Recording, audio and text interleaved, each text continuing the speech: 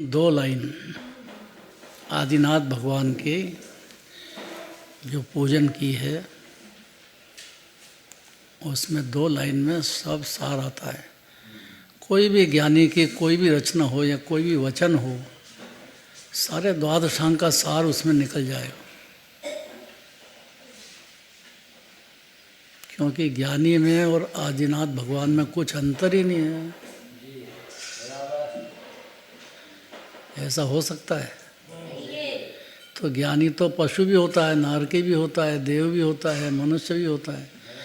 अनंत जीव भरे पड़े संसार में, जो ज्ञानी हो गए हैं फिर कुछ तो अंतर होएगा।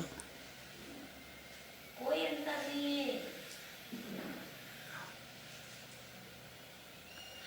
ज्ञानी मतलब जो अपने को आत्मा मान ले, बोले नहीं, सुनना सुनाने का बात नहीं है यहाँ, भाव भाषण में मान ले, तो जीव को आदिनाथ भगवान के आत्मा में और अपनी आत्मा में कुछ भी अंतर नहीं है ऐसा दिखेगा तब ज्ञानी होएगा। और कहाँ आप और कहाँ मैं, तो पामरता अनादिकाल से घोट रखी है जीव ने। यही भ्रम है, इतना ही मिथ्या दर्शन ज्ञान चारित्र है और कुछ भी नहीं है।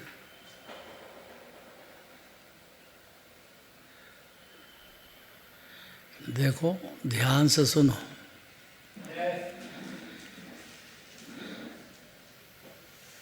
ऋषभ चिन्ह शोभित चरण,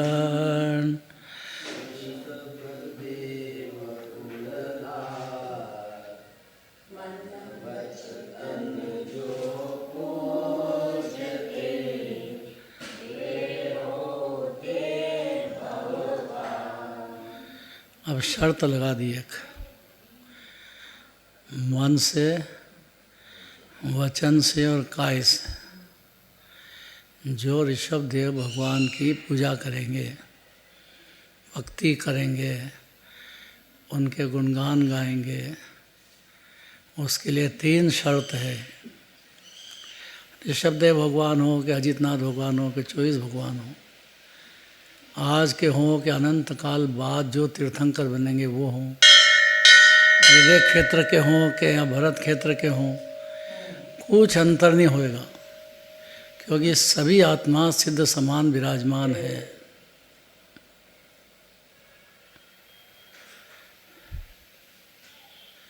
अपने को पामर मान लिया है, बस इतनी सी गलती है।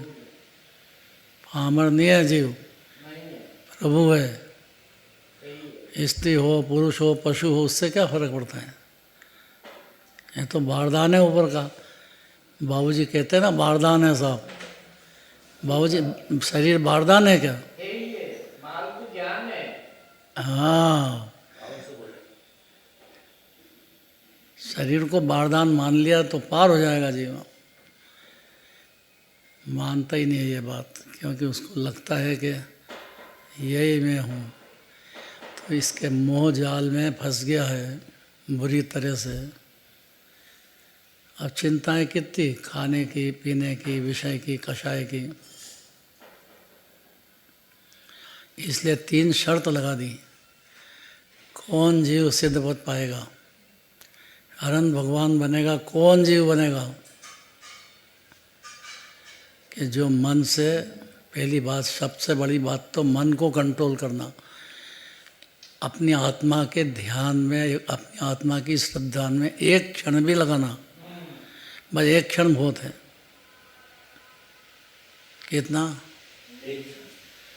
एक क्षण में क्या हो जाएगा? अरे पर अनादिकाल का रोग है। जो डॉक्टर होता है वो मरीज की नहीं सुनता है, जो सही डॉक्टर है तो। और ज़्यादा ही ज़्यादा तृष्णा लग रही है, खूब पैसा ही पैसा चाहिए जिसको, उसका काम नहीं है। फिर भी वो तरकीब लगाता है कि पहले दस्तखत करा लेता है कि भाई देखो मैं ऑपरेशन कर रहा हूँ लेकिन जवाबदारी आपकी है। कहता है कि नहीं? क्यों कहता है? क्योंकि कभी केस बिगड़ जाए कि कोई सुधर जाए, डॉक्टर क्या करे, तो बिगड़ता भी है। तो जो बिगड़ता हो तो उसके माथे पे नहीं आए, पुलिस केस बनता है, उसमें जेल होती है अगर डॉक्टर नेग्लिजेंस क्या बोलते हैं, नेग्लिजेंस क्या शब्द है, निग्लेक्ट, निग्लेक्ट कर दे। नेग्लेंस। नेग्लेंस का मतलब कि जो है ध्यान जो देना चाहिए उसको वो नहीं देता है और मरीज मर जाता है तो उस पर केस लगेगा, पुलिस केस, और जेल में जाना पड़ेगा उसको। क्यों? क्योंकि मरीज तो बेहोश है, अब उसकी क्या गलती है, उसने तो समर्पण कर दिया मन से, वचन से, काय से डॉक्टर को। कर दिया कि नहीं कर दिया? अब उसी में मर जाता है तो फिर उस पर मुकदमा करते हैं परिवार वाले। तो परिवार वालों को तो मोह रहता ही है ना, मरने के बाद ज़्यादा होता है, पहले तो होता ही है। फिर रोते हैं माथा पीट पीट के, पहले ही समझ जाते तो क्या बड़ी बात थी। सब ठगों की टोली है कुटुंब परिवार, पहली बात है जैन धर्म में। कितनी नाराज़ी हो जाए ये बात सुने तो, कितनी बुरी लगे।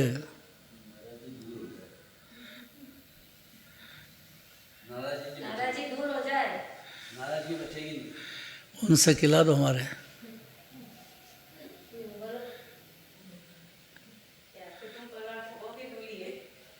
क्या बोले, आवाज़ नहीं आई।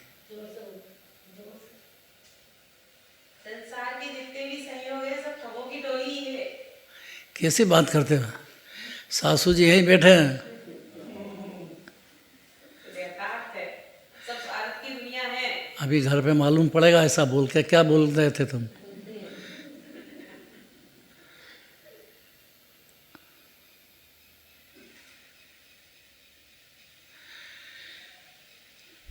कोई परिवार वाला समझे कि नहीं समझे, ये जीव समझ जाए बस। मन से भी समझ जाए तो अंदर ही अंदर का काम है। वचन से समझ जाए, इसमें बहुत पुरुषार्थ है। घर में रहना भी सही और ठगों की टोली बोल भी देना, यह तो तुम्हारे शरीर का बहादुर का काम है। सरल बात नहीं। बोलना घर पे, बोल के देखना जरा। वहाँ क्या बोलोगे? यहीं सासू जी बैठे हैं।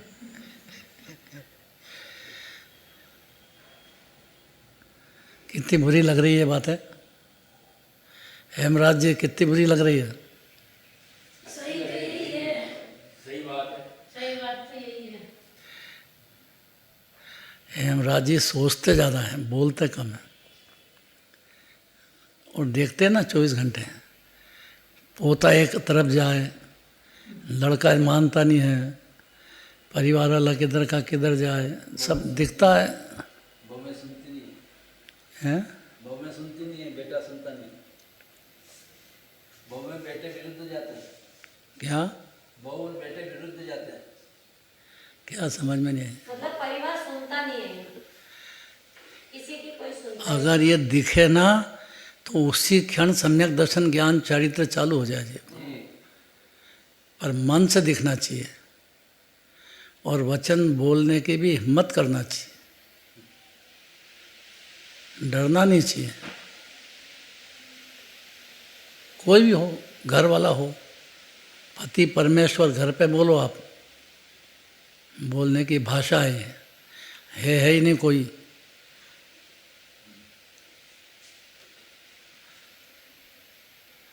तो मन से, वचन से, काय से, 3 शब्द अगर याद रह गए, यह 3 को धारण करके जो जीव ऋषभदेव भगवान की पूजन करेगा, भक्ति करेगा, उनकी वाणी प्रेम से सुनेगा,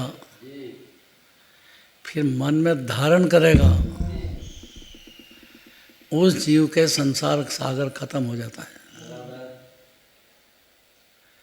और वो अपने को अकेला नहीं, अनंत भगवान जैसा अनंत गुणों का दरिया मानेगा तो ही समझेगा, नहीं तो नहीं मानेगा। और वो अनुभूति पूर्वक मानेगा, ऐसी बातों का काम नहीं है यहाँ। क्योंकि 84 लाख योनि का सवाल है, सत्य सुनना चाहिए जीव को। अगर दाव चूक गया तो फिर 84 लाख योनि भटको अकेले। नर पशुगति देव मझार, नर सुर पशुगति देव मझार, भव धर धर मरियो अनंत बार। ऐसे ही नहीं बोलते हैं भगवान के सामने। दिगंबर धर्म में एक एक पूजन में, एक एक भजन में साधर्मी के बीच रहो तो भी यही बात आएगी। सच्चे साधर्मी होंगे तो खाली भगवान को सुना के घर जाओ, वो साधर्मी है ही नहीं। जिनवाणी को प्रेम से सुने और समझे और प्रश्नोत्तर करे तो साधर्मी, नहीं तो काय का साधर्मी है। समझे कुछ नहीं कि मैं तो समझ गया हूँ, तो और मूर्ख किसको कहते हैं।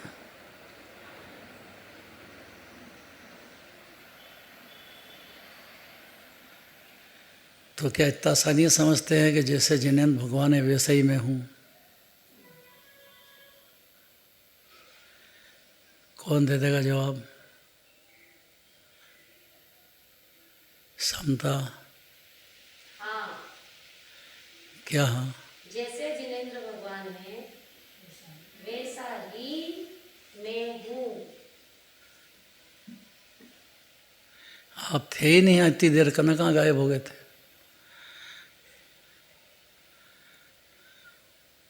ऐसा जीवने मेरे जीवने अनादि से जाना ही नहीं। ये बोलना चाहिए ना। कब बोलेंगे? अब मन से बोलना चाहिए। मन से वचन। अरे जल्दी मत करो, मन में बहुत ताकत है। कितनी? मेरो मनवा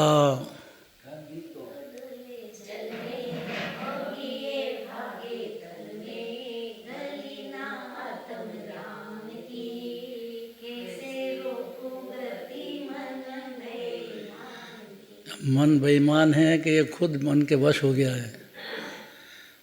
कौन बेईमान है?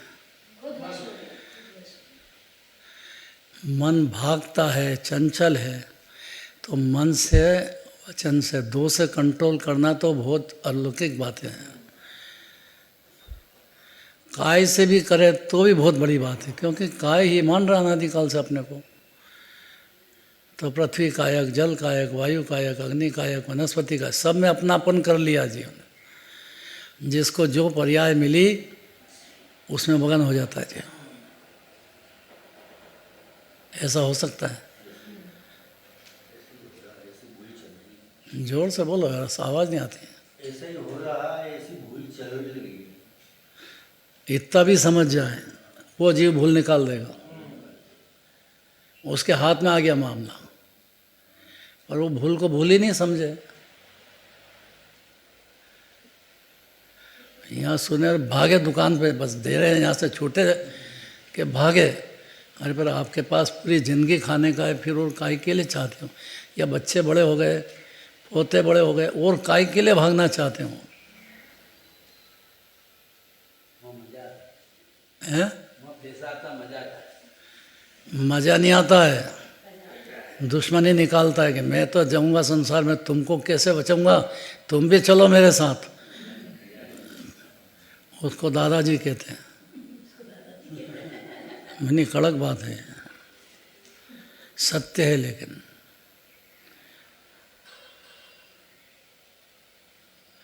कंट्रोल आना चाहिए ना, संतुष्ट तो होना चाहिए कि आत्मा मिल रहा है, भगवान मिल रहे हैं, अपना परमात्मा आत्मा मिल रहा है, तो और क्या चाहता है फिर? दाल रोटी निकल रही है, फिर क्यों भाग रहा है दुकान पे? बच्चे हो गए अपने पाँव पे खड़े हो गए, कमाने लग गए सब, अब और क्या चाहते हो बच्चों से?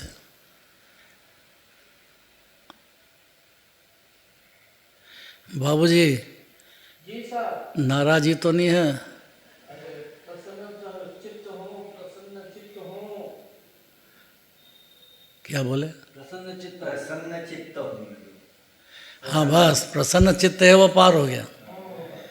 जिनवाणी सुन करके जो हर्ष आए उनको जन्म मरण क्लेश खत्म हो जाता है।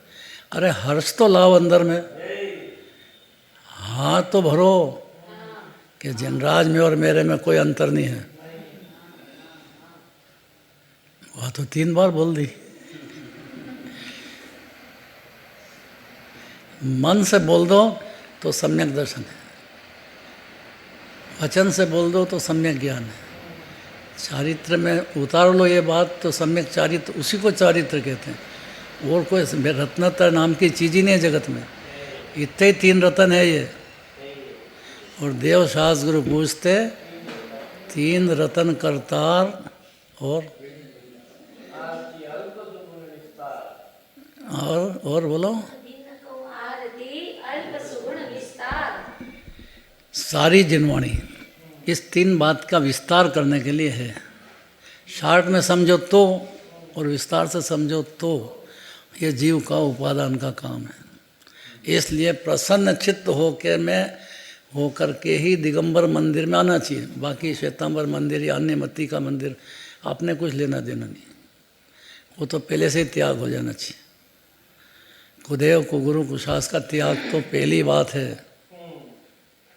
और सच्चे देव शास्त्र गुरु दिगंबर मंदिर ही है, वहीं है। और ज़्यादा नहीं दिखे तो भगवान की प्रतिमा में तीनों समा जाते हैं। देखो भगवान को काय में लीन हो रहे हैं। हाथ पे हाथ धरे ऐसे करना कुछ नाराज। तो उनको तो नहीं करना, अपने को नहीं बहुत करना, अपने को तो बहुत करना है। बस इतना ही संसार, इतना ही समझना है भाई आप कर सकते ही नहीं हो, ये कभी नहीं सुना जी। किसका कर दोगे? जब भगवान नहीं कर सकते तो अपन भगवान से बड़े हैं क्या? चलो महावीर भगवान के